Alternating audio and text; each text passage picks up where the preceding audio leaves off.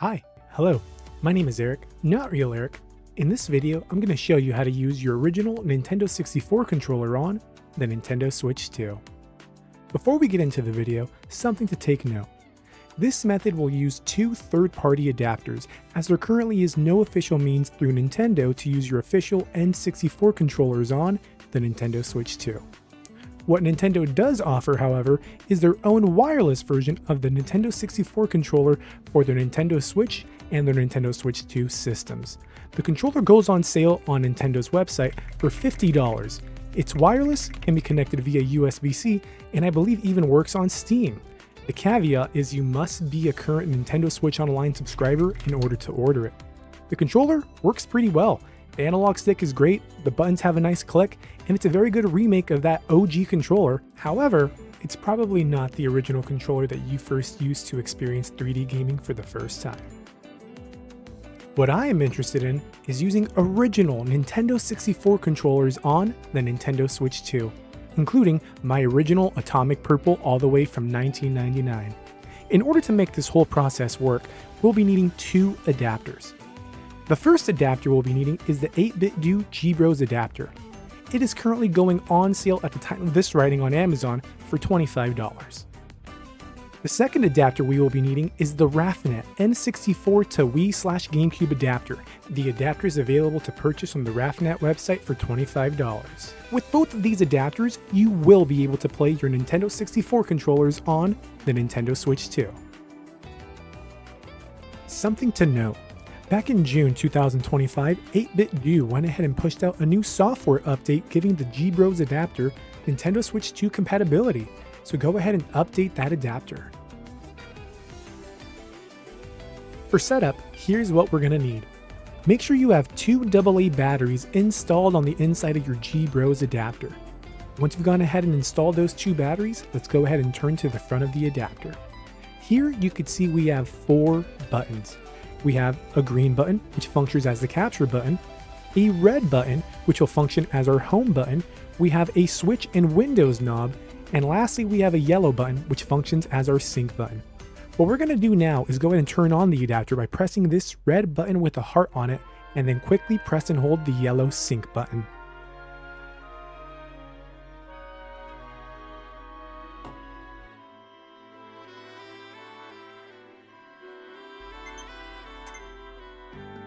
Here's how we connect it.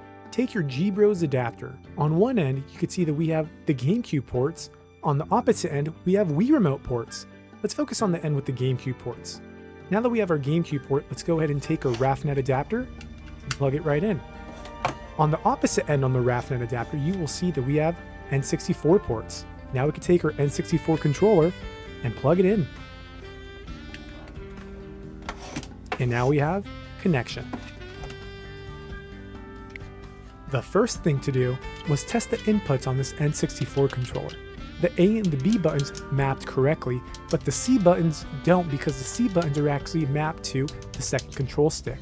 The shoulder buttons R is mapped correctly, but L is not, as it comes up as ZR. The D-pad is precise and correct. However, if we turn the controller over and we take a look at the Z button, it's L. The first game to try out is Mario Kart World. Mario Kart World runs like a dream with this N64 setup. It plays exactly as it should. The R button will be the hop and the drifts, the Z button will be the items, A will be accelerate, B will be the brake button. Everything is as it should be.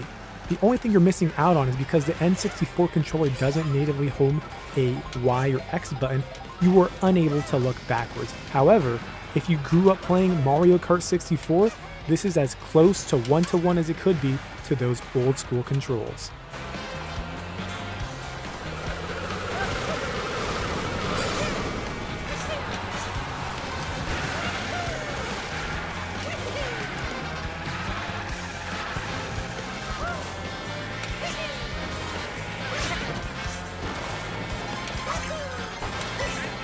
With this control scheme, Super Mario Odyssey isn't the most playable, but what if we could make it play like Mario 64 and make the B button something else as opposed to jump? What if we made it so that the Z button actually functioned? Well, now we can do that. Let's go ahead and take a look at the red button on the GBros adapter and press and hold it down. Then we're going to come down to the Edit Mapping menu. With the GBros adapter, we can actually remap the controls in order to work better. Let's go ahead and make L the ZL button. Let's go ahead and make the B button the Y button. Now we'll get a notice that says both A and B must be mapped. So what if we attached B to a button we don't use often, like up on the D-pad? So if I try to go out with B, B isn't B anymore. B is now up on my D-pad. So now we could play the game with the B button being the Y button. And now we could play it so that the Z button will crouch Mario. All of this plays and feels exactly like Super Mario 64. The A button is jump. The B button is the action button. The C buttons control the angles of where I'm aiming and the camera. This entire control scheme feels very, very retro and very, very tight. I pray and hope that Donkey Kong Bonanza has an option to play like this akin to DK64, because this playing like Super Mario 64 is a dream.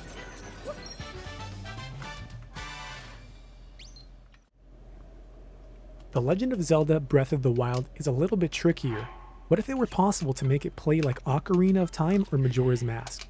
Now with this button configuration and the button remapping, going through the menus works, accepting, denying options works, the C buttons will work as the camera. We even have the option when we're at full health to send out energy beams with our sword with the shoulder buttons. We even have the option to pull out the arrows with the opposite shoulder buttons. There's a lot that we can already do. However, we don't have an X button and Breath of the Wild requires one. Lucky for us, the RAFnet N64 adapter offers button remapping. Hold a different button down as you connect the adapter for a new button layout. For Breath of the Wild, we held down the left C button to get its button remapping. This turns our down C button into the X button, which gives us the paraglider access and the jump access. This will also swap the R and the L functions. To return to default, press and hold the A button as you connect the adapter. While this control scheme isn't perfect, I'm actually quite impressed with how playable it actually is. Breath of the Wild really does require that second analog stick, so the C buttons aren't the best for aiming. However, using the B button to swing your sword, using the A button to confirm and accept menu selections, using the Z button to use your shield, all of that is classic 3D Zelda and brings me back to when I was a little kid playing Ocarina of Time with this exact controller.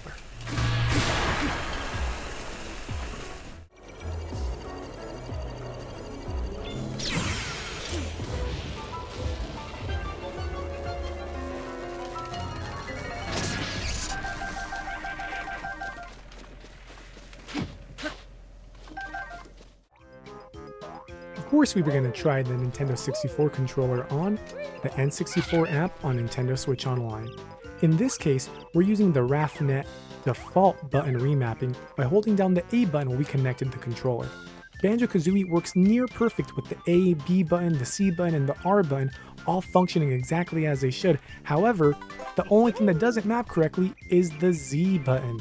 The Z button normally would make Banjo crouch or be able to do an attack, but normally we can't do it. But what we can do is press and hold our home button and go to the edit mapping. We can give the Z button the correct function. In the controller mapping, we can make L, ZL, save it, and now if we go back to Banjo-Kazooie, everything should play exactly as it should. The Z button will make Banjo crouch for him to do his ZA attacks or any ZB moves in the future. Here's the big one, Super Smash Bros. Ultimate with the original Nintendo 64 controller. Yep, it's possible and it's playable. While using the RAFnet button remapping while holding the R plus L button before you connect the adapter, you will get the correct control scheme. With this control scheme, it is just like the original Nintendo 64 game. The B button is for your special, the A button is for your neutral, the Y and the X button have been appropriately placed to left and right on the C buttons, the R button is for your grab, the Z button is for your shield. Everything plays exactly like it did on the original Super Smash Bros. Over 25 years ago.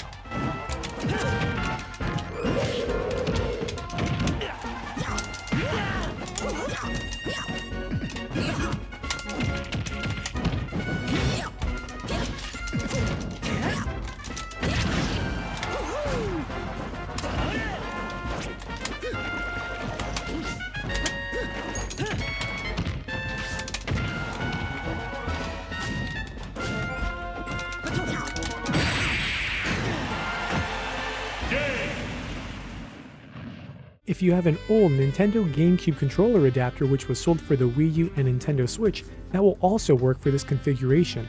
All you need to do is take the RAFnet N64 adapter, plug it into the GameCube port, and then take your N64 controller and plug it into the RAFnet. Once you plug in the Nintendo Switch GameCube controller adapter into the USB ports on the dock, it should go ahead and connect and work up swell. Here we have the Nintendo GameCube controller adapter, the RAFnet N64 adapter, all connected to my N64 controller. Now technically, this setup with this configuration works. The A button is the neutral button. The B button is the special button. However, because this is an official Nintendo adapter, we cannot remap it. So this GameCube controller adapter cannot be remapped. So we're stuck using what we have. That means we do not have access to the Y button. We do not have access to the X button. In order to jump, we have to turn on stick jump, which is something that I'm personally not a fan of. So while you can play the Nintendo 64 controllers on Super Smash Bros. Through the GameCube controller adapter, I really wouldn't recommend it for the fullest extent of what you could do with the GBros adapter. Playing with original Nintendo 64 controllers on the Nintendo Switch 2 is pretty great, and it goes even further with remapping on the 8-bit do and RAFnet adapters. I absolutely recommend this for the most hardcore of Nintendo 64 fans. For the more casual of fans, this isn't the best approach, because the price of the two adapters in and of themselves already costs $50. For the more casual fans, I recommend Nintendo's very own Nintendo Switch Online Nintendo 64 controller. It's $50, plays many games without much trouble, and it even works on PC apps like Steam. The price of it alone is equivalent to that of the 8-bit do and the RAFnet adapters. Both the original Nintendo 64 controller and the modern age Nintendo Switch 64 controller play great on the Switch 2. Take your pick. Go with the original option or the modern reimagining. Let me know in the comments which controller setup you prefer on the Nintendo Switch 2. Check out my other video on how to connect the Super Nintendo controller on the Switch 2 here if you haven't done so already. My name is Eric, not Real Eric. Thank you so much for watching. Stay real, stay safe, stay you, and we will catch you in the next video.